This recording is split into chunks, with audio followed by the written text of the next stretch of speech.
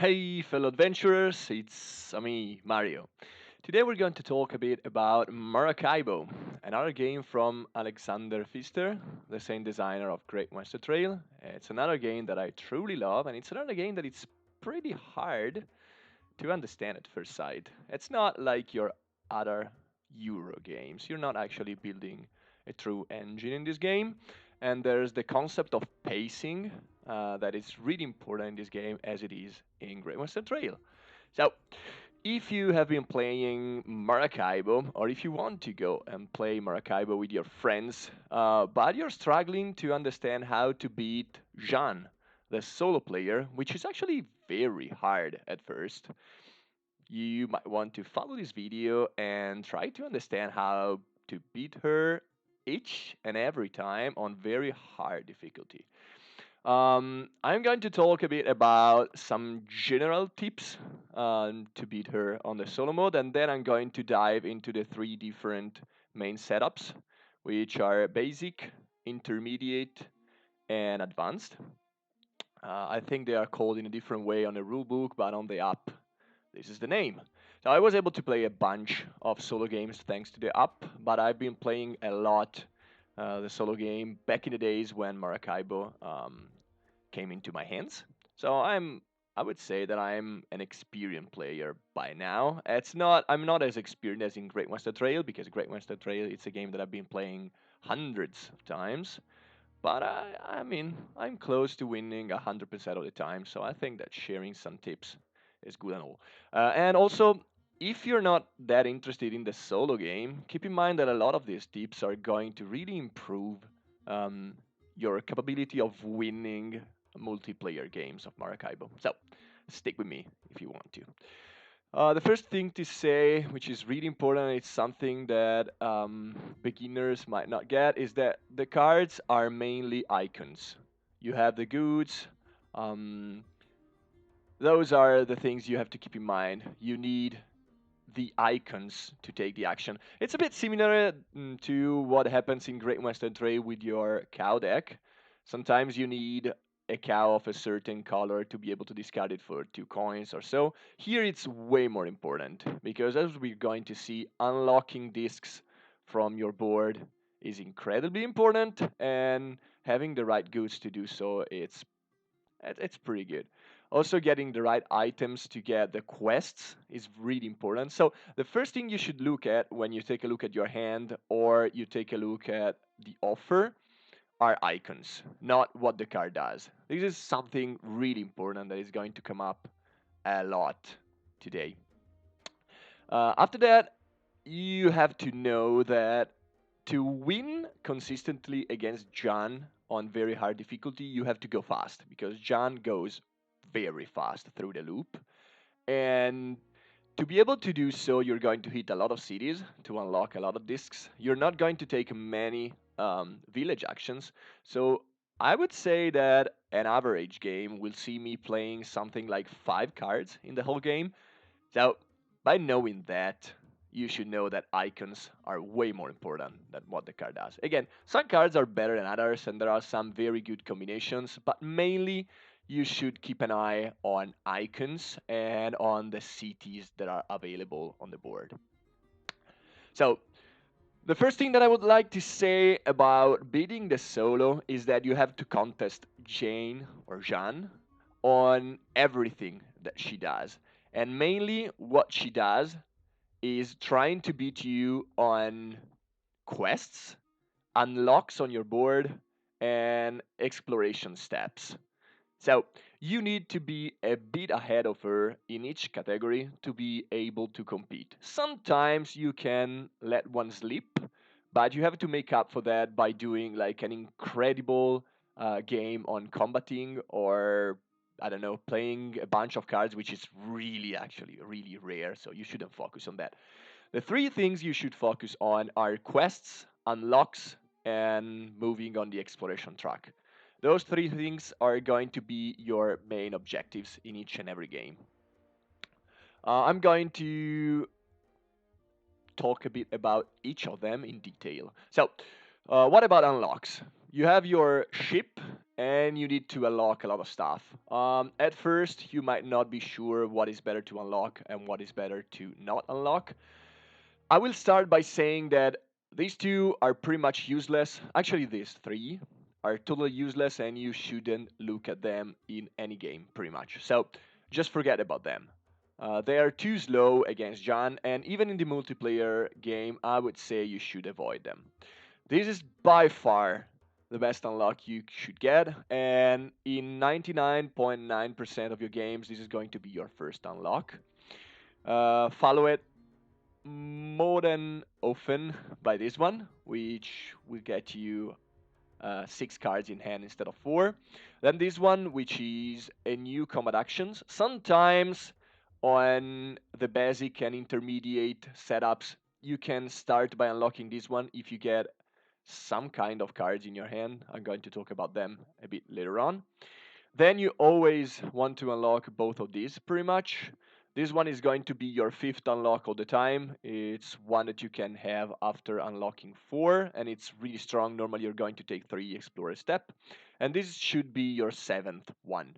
So, your main goal most of the games is to get up to 7 unlocks. Sometimes that's not enough to beat John, depending on the speed you've been moving, but most of the time it is, and it's the best combination possible. So I would say that another game will see me unlocking this one, this one, this one, then the 2 point ones, this one and this one. Sometimes you can get away with 5 coins instead of the combat action or instead of the 6 points, even though that's rarer. Um, but yeah, pretty much that's it. Sometimes you can get up to 8 if you also unlock the coins, depending on which cities you're able to hit. But that's your main plan. So unlocking things from your board is really important early on. Like it's incredibly important. Not only because it's going to give you a big economical advantage, like getting cards for free from the offer is very important to be able to hit all the quests you want to hit to beat John. But it's not only that, and 6 cards is going to get you more options, 5 coins might help you get the cards that you want at the right time, but normally playing against John, you're going to be droning in coins by the end of the game. This action is also really important to be able to place down 2 cubes when you take combat action. One by paying 4 combat points and one by paying 2 thanks to this action. So it's another pretty important action, I would say. But it's not only that. It's really important because if you're able to hit cities, you get a good chance, like something between 25% and 50%, I would say, of denying Jeanne to place down a disc. And if you deny her to place down a disc, yeah, she's still going to take a card from the offer, and that's going to be 1 victory point income that she's going to get. But it's way better than letting her unlock discs because they are going, as you can see, they are going to get her on average 2 more points per each one after some time. Like the first 3 or 4 ones are alright.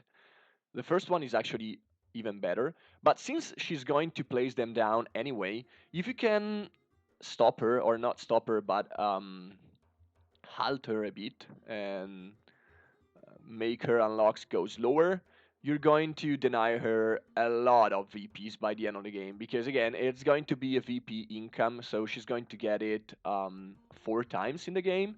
So the less point you're going to give her, the better. And placing discs down on the cities is the only way you get to try to stop her. So this is why unlocking is really important. And of course, since this is a point income from Jan, denying it early is better than doing so later on. So early on, cities are really important. If you can hit the cities often, that's very, very, very good. It's also pretty good because by the end of the game, if you're already almost reaching 7 unlocks, which again is the magical number, you can actually choose with more freedom your last few actions. While if you're struggling to get up to 7, it might be tricky on the last round to be able to hit all of them. This city, for this reason, is probably the most important one. I mean, the two cities that are that are always in the game, which are the two steps on the exploration track and this one, are the strongest one, in my opinion. The other ones are pretty good to be taken every now and then. They give you flexibility and they give you some direction. Like here, this is a pretty good way to play your cards while not wasting an action on a village. Because again, going on a village has many problems, but among them, the most important one is that you won't unlock discs, which is pretty bad. But those two cities are the most important ones, and this one is very important at the start, and this one too, because again, as we're going to see, you need to explore quite a bit in each and every game against Jan. But this city at the start is just amazing. It's going to jumpstart your economy right from the start. Then let's talk a bit about quests. Um, Again, the cards are going to guide you towards what you can and what you cannot do. Um, Actually, the best way to get quests is from the exploration track. We're going to talk about it later on when we talk about exploration, but basically, contesting Jeanne on exploration is also going to help you a lot contesting her on quests, which is why you shouldn't ignore the exploration track. Um, each quest is going to give Jean 5 points, and they are like points, and that's it. So it's not an income. So it's better to contest them later on and early on contest Jean on cities, but you don't get to be picky actually. So starting right at the start to contest her a bit on these ones, it's actually very important in my opinion. So you should do it each and every time.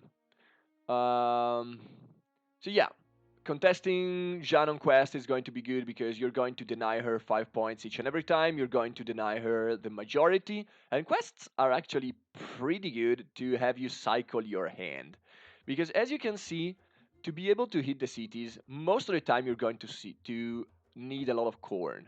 Corn is the resource you're going to look the most out of your cards. You shouldn't find yourself stranded without corn in your hand, depending on the cities. Like right now, there's one city that doesn't require it. This actually requires some sugar, but normally corn is the most important. Sugar is the second one because you're going to hit Maracaibo most of the time on the basic and intermediate scenarios, while tobacco is by far the worst. I think that on the intermediate and basic scenario, you shouldn't ever pretty much stop on Santiago. It's too punishing because from Santiago you won't be able to hit Maracaibo and you're going to give Jean tempo to beat you and deny you cities, which is again not something I'd advise. The best quests, of course, are the ones that are going to cover more bases, and by far the best ones are the ones that are going to let you unlock discs. Basically, each and every time that you can find something that will let you contest a Jean on two things at the same time, like here, it's going to be amazingly good. So, getting quests that unlock discs is going to help you contest Jean both on quests and on unlocks.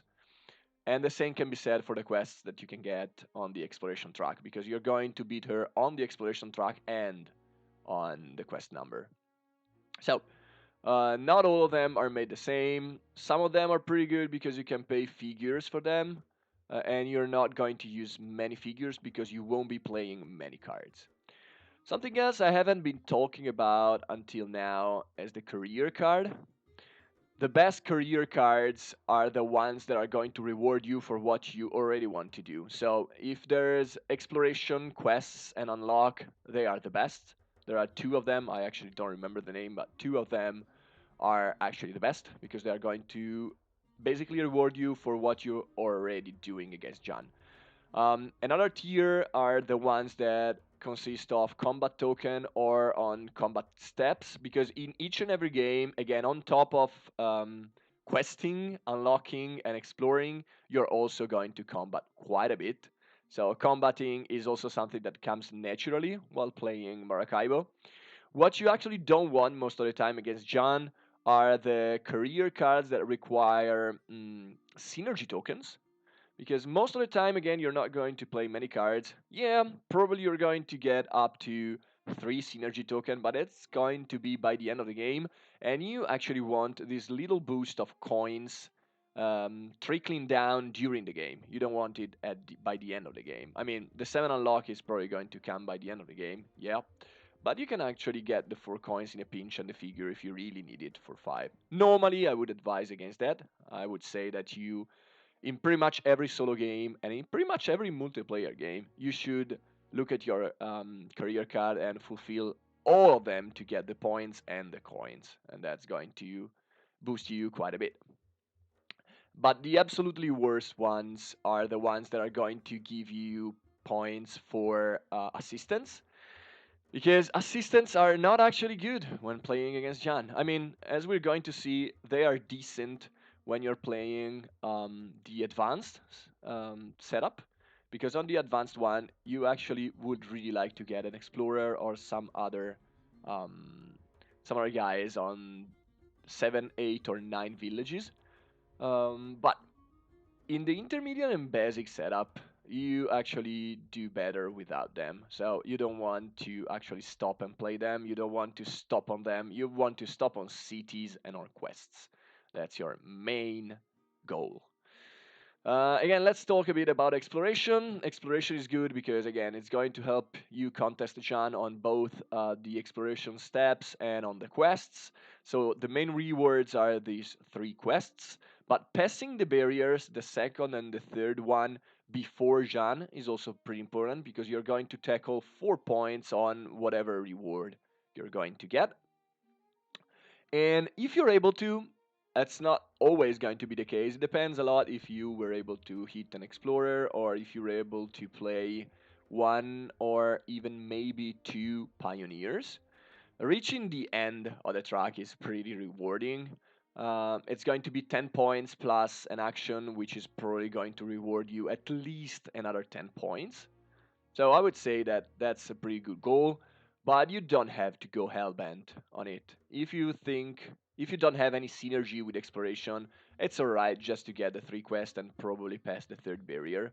Sometimes you don't even have to do that, but getting the quest is pretty good. And depending on what rewards are on the quests and on the cards in Jan's deck, you might not even need to go that far if Jan doesn't have any card that lets her explore a lot.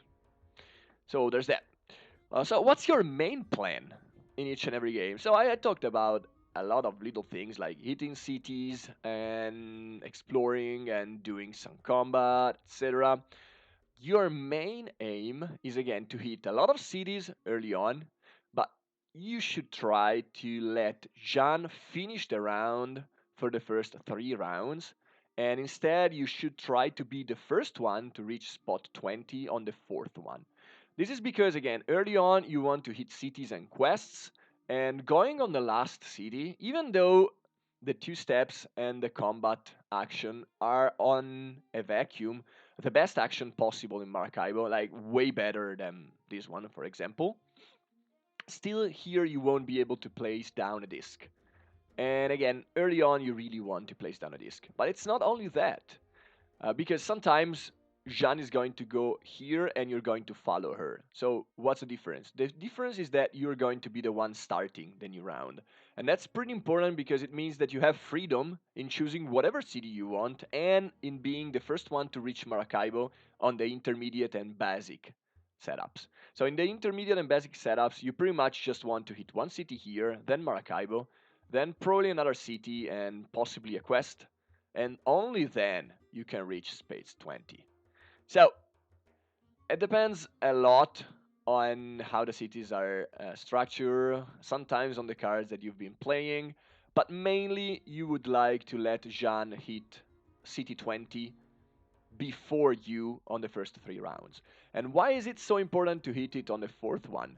Because you're going to be the starting player. So if you're going to be the one that comes here earlier on the fourth round, you're going to be the one that is going to also end the game. So you're going to get one more turn that is worth 5 points.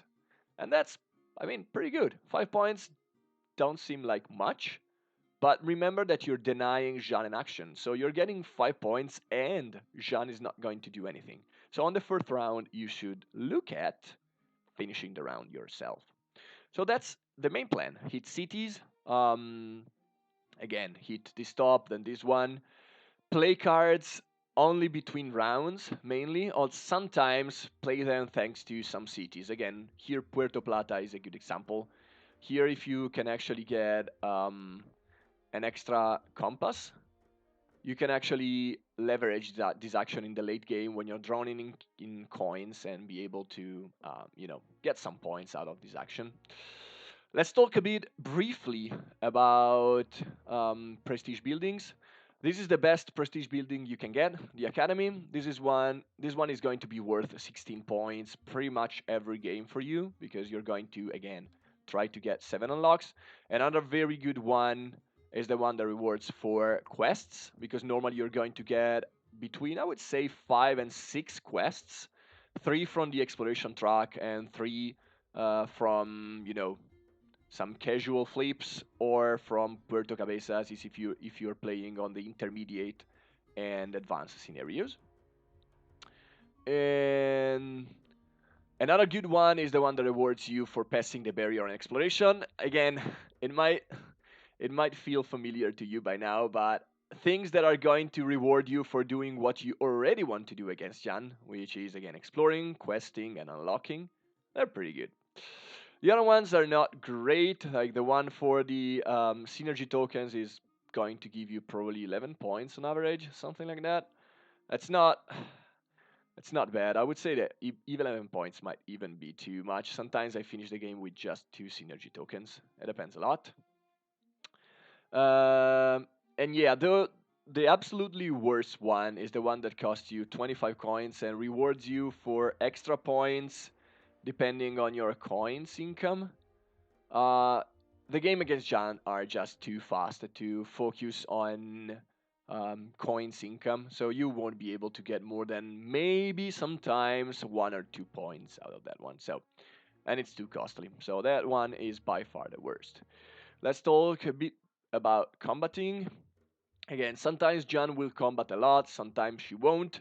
You have two plans, either following her by paying 5 combat points, which can work if she's going to fight very hard. At that point, she's going to place down a lot of cubes for one nation, and you can relatively easily take 2 steps each and every time and rack up some points for way less actions than Jan has wasted on combating. But most of the time, you actually want to take 3 steps thanks to passing the exploration barrier, the first one, on the track that Jan is hitting. And after that, you want to concentrate on another track and try to be able to reach the last 3 noble steps, I would say. So it depends a lot on how much time you're going to find, what else you're doing, but that's your main plan. Either following Jeanne if she's combating hard, or combat yourself on one track and ignore the rest. You're still going to make more points than Jeanne if you're able to unlock the extra combat action, because you actually want to place down 2 cubes each and every time you move. I would say that that's pretty much it. I would like to spend a few more words on the advanced setup though, because on the basic and intermediate scenarios, I'm winning every time right now. The plan again is normally to hit this one, then one of these, and then end the truck. And that's reliable in each and every game. Also, a few more words on cards. Most of the time, I find myself comfortable by playing one of the card among quest on the basic and intermediate setups. I try to play a quest hunter or a pioneer or a sailor, and then later on an harbor or the conquer village, depending. Normally the harbor, and then um, something like an explorer or a smuggler to get the income points. Like those cards are pretty good. Sometimes you can play other cards, but basically what you should remember is that playing cards that give you an income of points is going to be good. This is why often I try to play one of the 3 cube special, as I like to call them, like Mary Read that you can see here. Mary Read is very good because it doesn't demand you much. It's 10 coins, It just asks you to have 3 cubes out of on one country. This is actually very easy to do if you unlock the combat action first on the basic and intermediate scenarios and hit Maracaibo and then hit City 20. At that point, you should be able to easily get 3 cubes down and play Mary Reed or any other cards that cost 3 cubes between rounds. And she's going to give you 2 coins and 2 points as an income on top of an action. This is by far the best thing that you can do on the two setups that I've just talked about. But let's talk a bit about the most difficult one, which is the advanced one. I should have a game already open. Should be this one. So the main difference in the advanced scenario is that you cannot go straight up from Puerto Plata to Maracaibo. That's the main difference. There's a 3 steps cost between 9 and 10, as you can see here. And this is really backbreaking if you try to apply the same strategy that I told you about in this game. Like, you cannot hit Puerto Plata and Santo Domingo and then Maracaibo. You have to stop somewhere in the middle.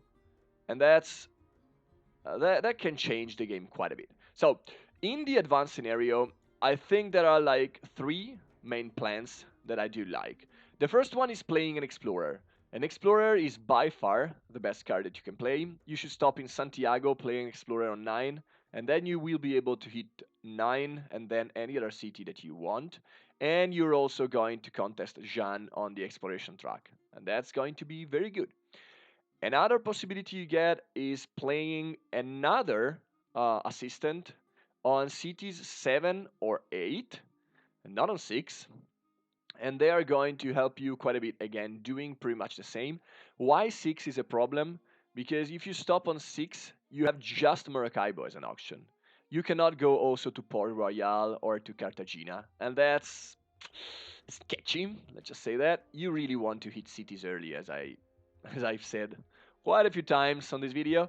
So you really would like to get an assistant on these spots. If you can't, it doesn't matter if you get it on the first round or not. You cannot actually get it later on. You don't need it in your starting hand, but by playing it at the end of the first round, it should already be pretty good.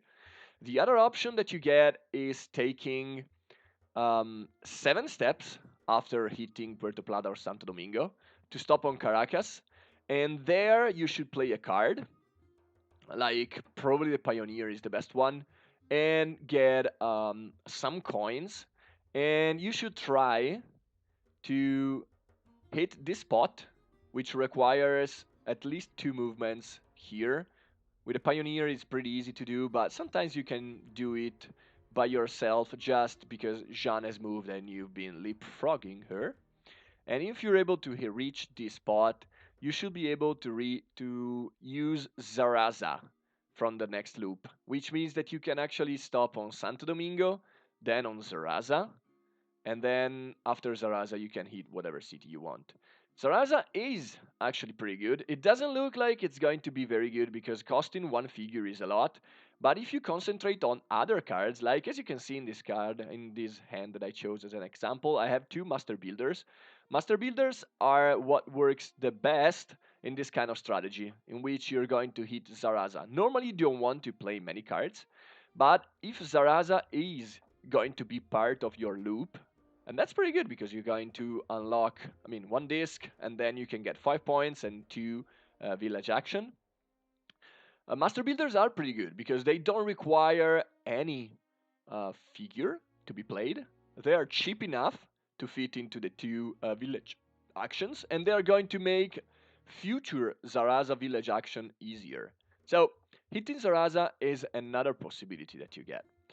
Other than that, it's pretty hard though, because you cannot do too many times. Like, I think that already doing it twice, taking 7 steps to take 3 village actions, is not going to be amazing, but sometimes you can make even that work by using some cards that will give you, like, there's known out, but there are some cards that are going to give you a last village action, which might be good. Like the native, I think it's one of the best, that is going to give you 2 steps on the exploration track by discarding 2 maps. maps items from your hand, and that's also going to be good. So basically, if you can find a way to use Zaraza, that should be that should be pretty good. Your main plan is still to hit cities, and on the advanced scenario, sometimes I lose. It's still quite rare, I would admit that, because I try some wonky stuff. It's fun to try out something different. Like otherwise, you're going to always explore, always take quests, and always go for unlocks. But I think this game has a lot more to be explored. Like right now, I know that the one that I told you about in this video is the most reliable way to beat up Jean on very hard. If you're not playing very hard, you can do whatever. I mean, easy Jan, it's easy. So you can beat her doing whatever you want. And I actually think that doing the campaign with easy or medium Jan is going to be relaxing. But if you want a challenge, and I always want a challenge because I am a very competitive player, I think that I still need to explore the solo game to be able to beat Jean doing something different. Also, by the way, on the advanced scenario, hitting Kabimas is incredibly good, of course. It's just a straight up upgrade of Maracaibo. It's like Maracaibo plus the Santo Domingo city here in one action. And to do that, you need to explore a lot. So it's another incentive to go for exploration a lot, and is why starting with an explorer is incredibly good in the advanced scenario.